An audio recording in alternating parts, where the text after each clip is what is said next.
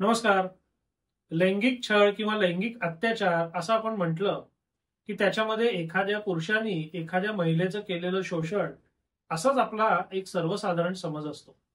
मात्र बदलत्या काळात याच्या उलट सुद्धा व्हायला लागलेलं आहे. म्हणजे महिलांकडनं सुद्धा पुरुषांचा किंवा मुलांचा लैंगिक छळ आणि लैंगिक शोषण होत आहे. आणि अशा वेळेला एक महत्वाचा प्रश्न जो नेहमी उपस्थित होतो तो म्हणजे समजा महिलेने एखाद्या अल्पवयीन मुलाचं लैंगिक शोषण केलं तर मग त्या महिलेवर पॉक्सो कायद्या अंतर्गत कारवाई होऊ शकते का नाही होऊ शकत. आणि हाच अत्यंत महत्वाचा प्रश्न कर्नाटक उच्च न्यायालयामध्ये एका प्रकरणाने पोचला होता. या प्रकरणात झालं काय होतं तर एका ठिकाणी राहणारी एक महिला चित्रकलेचे क्लास घेत असे आणि त्या क्लासला शेजार पाजारची मुलं येत असत. तर अशाच एका शेजारच्या मुलाला ती वारंवार बोलवत होती आणि त्याच्यासोबत गैरवर्तन करत होती. ह्या गोष्टीला सुमारे 4 वर्ष उलटल्यानंतर त्या मुलाने आपल्या आईला याबद्दल सगळं सांगितलं आणि आईच्या लक्षात या प्रकरणाचं गांभीर्य आलं आणि त्यांनी गुन्हा दाखल केला. मग या महिलेवर जो गुन्हा दाखल झाला होता तो रद्द करण्याकरता उच्च न्यायालयामध्ये अर्ज करण्यात आला होता. आता या अर्जामध्ये आरोपी महिलेचा मुख्य बचाव काय होता. एक म्हणजे मुलाने सुमारे 4 वर्षानंतर ही तक्रार केली त्यामुळे त्या तक्रारीत तथ्य आहे असं मानता येत नाही.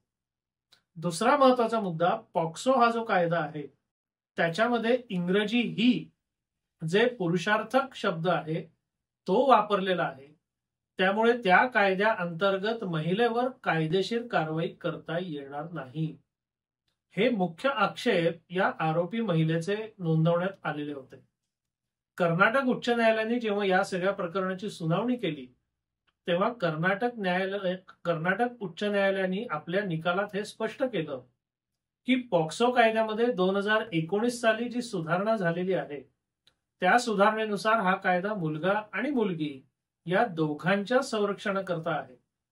साहजिकच या कायद्यातला आरोपी पुरुष किंवा महिला असला तरी त्यांनी फारसा फरक पडत नाही.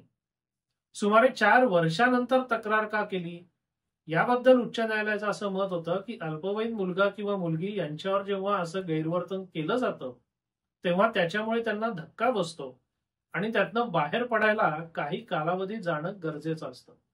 त्यामुळे काही कालावधीनंतर तक्रार दाखल करण्यात आली किंवा गुन्हा दाखल करण्यात आला हा काही फार मोठा कायदेशीर दोष नाही. म्हणजे पॉक्सो हा कायदा लहान मुलींप्रमाणेच लहान मुलांच्या सुद्धा संरक्षणाकरता आहे.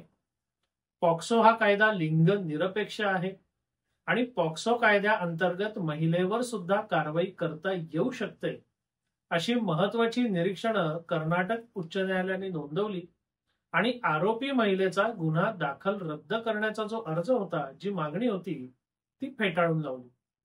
कायद्यातील एखाद्या शब्दाचा कल्पकतेने आणि सोयीस्कर अर्थ लावून आरोपी आपल्या बचावाचा वापर कशा प्रकारे करतात याचं हे एक उत्तम उदाहरण आहे.